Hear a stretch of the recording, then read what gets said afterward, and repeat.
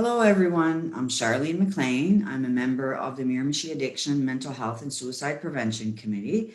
And on behalf of the committee, I will be interviewing various service providers in order to make folks in our region aware of the many different services and programs that are available to them.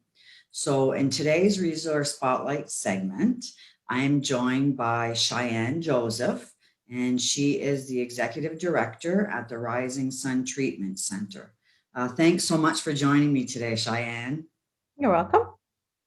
So we're going to get right into the questions so folks are aware of the different services and programs that you provide. So can you tell us a little bit about the center's vision or their mandate? Yeah, so we are an addiction treatment center. We're located in Eelground or Nadawaganag First Nation, and we provide, typically without a pandemic, we provide usually it's residential treatment services, but I'm sure we'll get into how we've been able to shift during a pandemic to still provide services. But that's overall what we do. Okay. So how long has the Rising Sun Treatment Center been in operation? Yeah, we opened in 1988, so we've been open for 32 years now. Seen lots of change over the years, and yeah, so we've got lots of history and experience under our belt to be able to provide services to our clients. That's great. I didn't realize it had been open that long. That's a great service. Wow. Awesome. So is the service only open to residents in the Eel Ground area, or can other First Nations communities access your service as well? Yeah, actually, we're a partnership between 11 First Nation communities in New Brunswick. And we just happen to be located in Eelground. But overall, we're funded by Indigenous Services Canada, and we're essentially open to anyone in the Atlantic region. Okay, I didn't realize that. So that's good information to have. Mhm. Great. So, in talking with you prior to the interview, we talked about the pandemic and how that's affected program delivery at the center. So, can you talk to us a little bit about the programs that you offer, but how they've changed since, the pandemic started? Yeah. So the pandemics posed a lot of challenges for addiction services in Indigenous communities. Um, One of the ways that it's changed is that when the pandemic was announced last March, in March 2020, we felt that it was unsafe to open the center to clients, and also recognizing that, first of all, there was provincial orders, stay at home orders, and then we also are conscious that we're located in a First Nation community, which in and of itself is a vulnerable community. The chief closes the community, doesn't want anyone outside Eelground to be here, so that posed a lot of challenges for us to still be able to service clients. So for several months we were closed. We did open to staff when it was safe last May. And then we spent some time talking as staff about how we're going to shift and adapt to this changing environment. So we felt that there was sort of a spectrum of services we could offer in different phases of recovery in New Brunswick. And so we started with offering a virtual program because everyone was going virtual. It was very easy then for us to offer something through Zoom because everyone seemed to be picking up those skills and those video conferencing skills, even clients. So what we did is we basically took our quote unquote regular program that we would offer as a residential program and really shorten it up for a Zoom call because being on Zoom all day is very tiring for anybody. But we created a 2 hour a day program through Zoom that would run. We started off with 3 weeks because we were just new to it and knew that there'd be lots of tech we still had to learn ourselves. We got donations of 20 tablets so that in the event that a client didn't have a device to use, we could send them one ahead of time. And then we just made sure that they had the Zoom link, and we were able to offer, and we've been able to offer our program through Zoom. And then in October, once we were inspected by Yale Grounds environmental health officer who does inspections, we were given approval and clients could then come on site with an operational plan. And so we've been offering a day program. So again, boosting it up to a little bit more. Having clients here on site is different than not having them here at all, but was still safer than doing residential. So we're one of few agencies within the community that run a 24-hour operation. And what's different about us and a health center is that we then have clients on site 24 hours a day, and they're typically in a residential program, they're able to have access to the entire building. Like one area of the building is where the living room is, another area is the dining room, another area is the session room. So in the event of COVID, we would then have to think about cleaning the entire center, and that can get pretty costly, along with, is it really the safe thing to do during a pandemic? But we could definitely do a day program, which is essentially offering the same types of programs and sessions that we would if they were here overnight. And so we started doing that in October. And so what was happening is we were offering both of these programs concurrently. So at the same time, we would have session happening through our virtual program, and then downstairs we would have our day program going. And so we've been offering that format since October.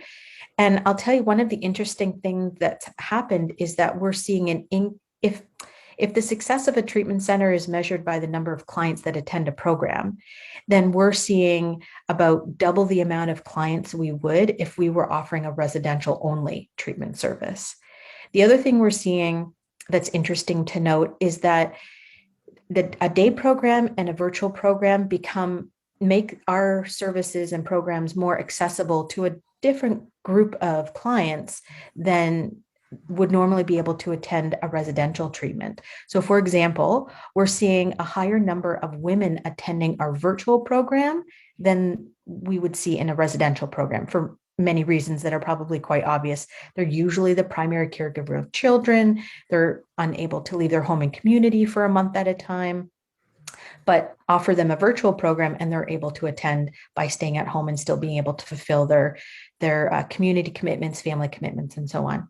Another group of people that we've been able to reach are those that are involved in the justice system. So clients may be on house arrest, or maybe they have an ankle bracelet. Those kinds of scenarios allow it, and combined with our new ways of offering our program, make the services accessible, treatment services accessible to them, because they can do a virtual program from home, or they can attend a day program and still have an ankle bracelet, as long as those conditions are known to the officers.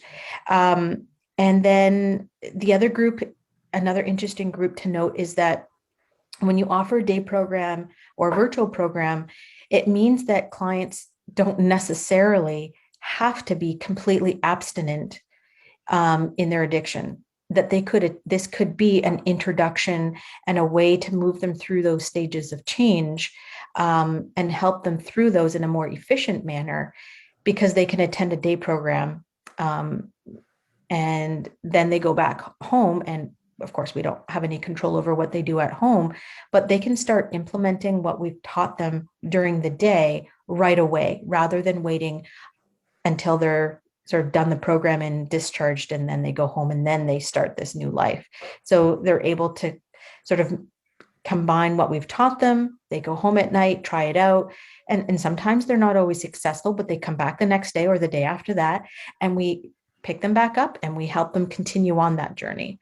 So it's really been interesting to see the wider variety of clients that we're able to reach and help and support by shifting our programs around. So we haven't invested significant amount more money or more staff. We've just changed how we've offered services.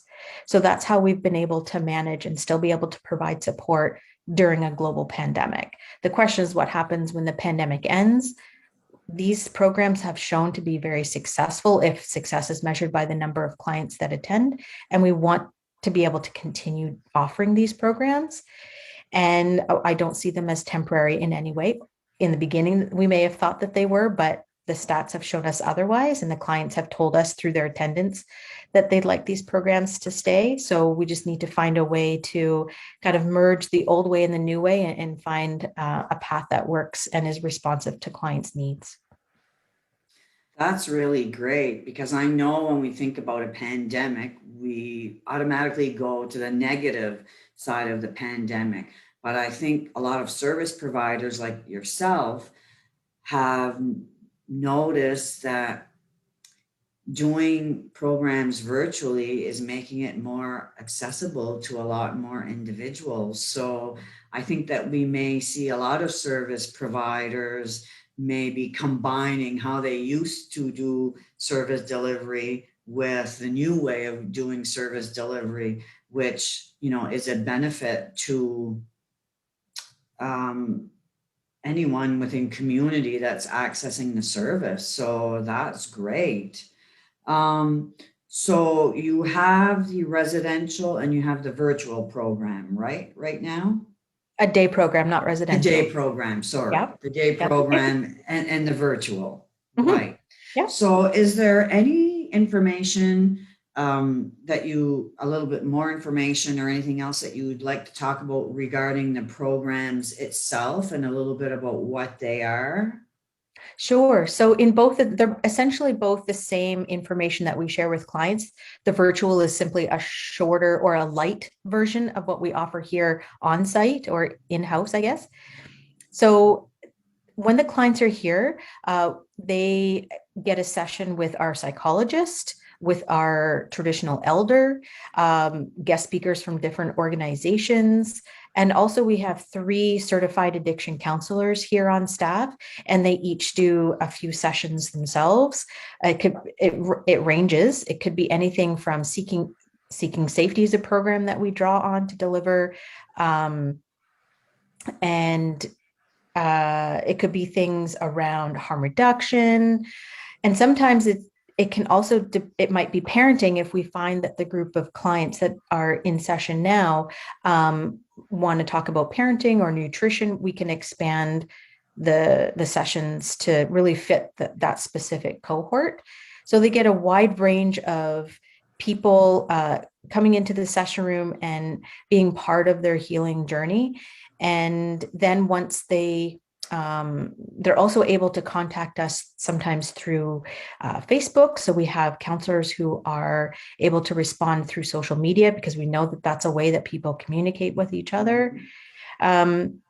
People can contact us that way. We provide updates on our social media pages. And we also have a modernized website. We did some modernization back in December so that it was much more user-friendly. And people can read all about the programs on our website at risingsuntreatment.ca.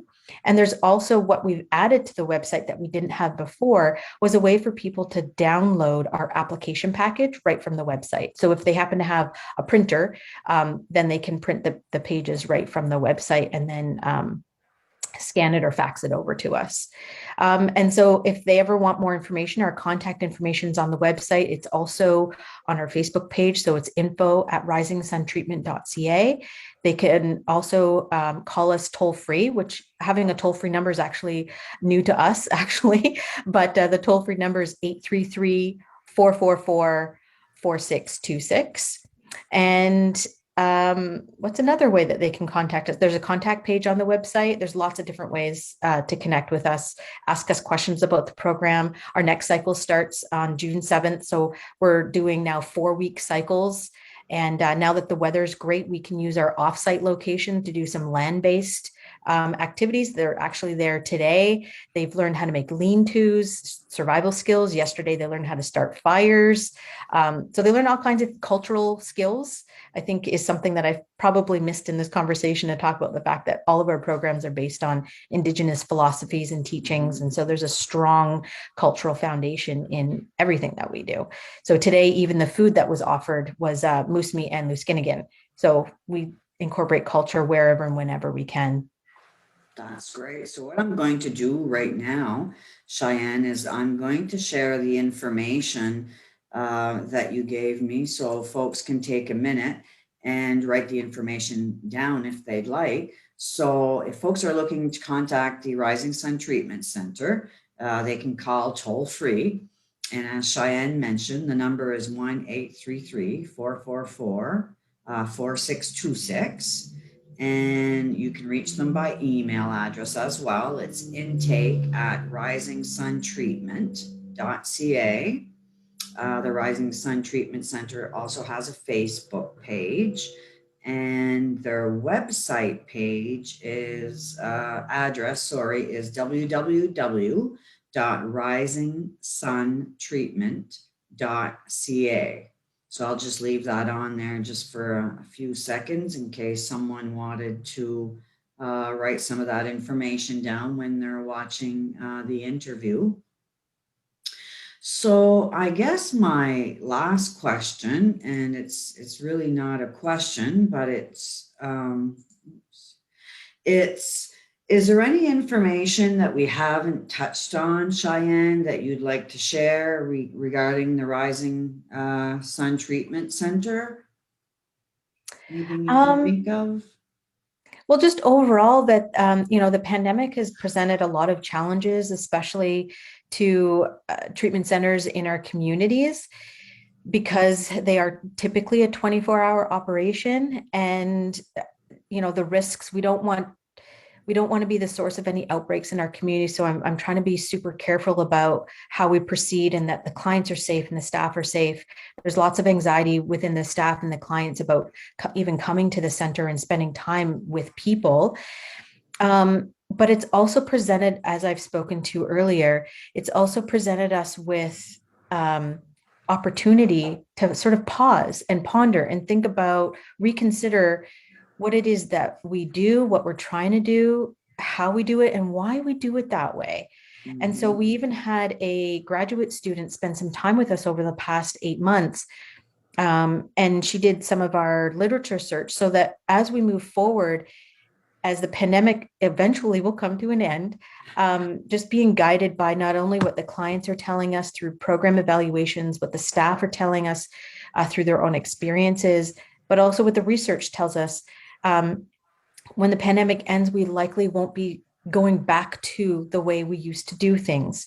And the pandemic's given us an opportunity to experiment with different ways of offering our program without a whole lot of questioning about why we're doing it that way, because it's sort of, we're in a state where it's provide something, do something for the community members. So that's what we're trying to do.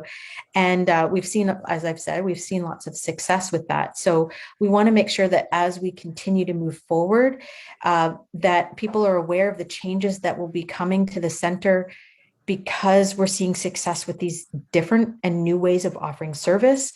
The research is also telling us about different ways that they found through the research that works for clients. And it isn't always the residential treatment model. That would have been the model back in the 80s when the center first opened. And now we're seeing different addiction. The landscape is different. And so we need to shift too. And so this interview, again, is an opportunity to share with folks that, treatment centers will be, we're not the only ones seeing these statistics with the virtual and the day program. And we're being given an opportunity to shift permanently in a good direction. And so we're hoping that people will support us along our change and be patient with some of the changes that we're making, but it's for the good and it's meant to be responsive to what the clients are telling us they need from us. Perfect. That's great. Thanks so much for all that information. Thanks.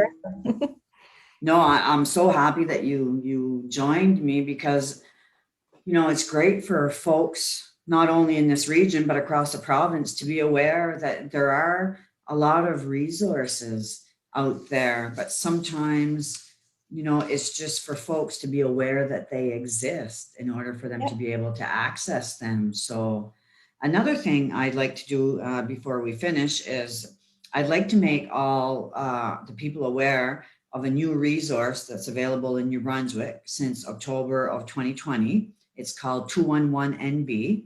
And I encourage folks to call 211NB if they're unsure of available services and programs that are offered not only in our community, but across New Brunswick. The service is free of charge. It's confidential. It's open 24 hours a day, 7 days a week. So I encourage folks to reach out if they're looking for information on services or programs that are available. And it can be any type of service or program.